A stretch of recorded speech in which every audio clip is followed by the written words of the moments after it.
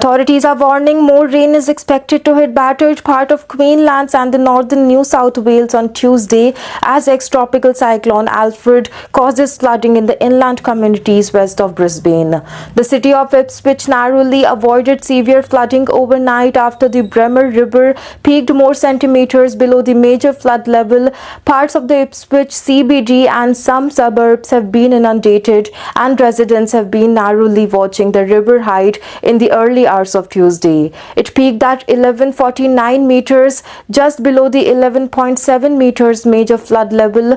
The town of the Ladley was inundated on Monday, and the flood siren at the Gratham, a legacy of the 2011 flooding that swallowed the town, was sounded, warning residents to leave. Also, the major flood warning were in place for the Bremer River and Worrell Creek and Logan River south of Brisbane. Generally, the severity of the rainfall brought by the ex-tropical cyclone Alfred was expected to ease on Tuesday, but flood warning remained due to the lingering threats of the isolated heavy rain. In Brisbane, flash flooding occurred in the city creeks early on Monday after the city recorded 275.22 mm in the 24 hours to 9 am, the largest single-day rainfall since the city's 1974 floods. Flooding occurred in similar places to 2022 also that have been. The creek subsided through the Monday morning and the impacts were seen ultimately not as severe as 2022.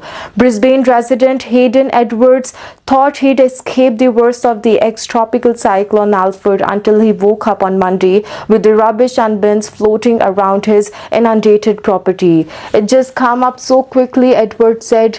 Looked out of the window and all you can see is water. The Oxley renter knows some of the appliances have been lost, but most wait for the water to subside before he can find out the full extent of the damage and start the big cleanup. Also, we are just happy that we are safe and we are at least where we still can go out power. He and the duck swam past. The ducks have been with a good time, so at least they are happy. A record of 450,000 people in the Queensland southeast have been affected by the power outages since Thursday last week, which energy company Energex says is the state's greatest outage caused by a natural disaster.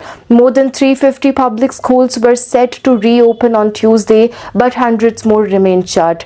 The area was slowly returning to a sense of normality, with supermarkets, airports, select Brisbane bus services operating again, while the Warrego Highway connecting Brisbane to Toowoomba was closed until further notice. South of the border, residents have returned home as evacuation orders were lifted in some northern NSW towns.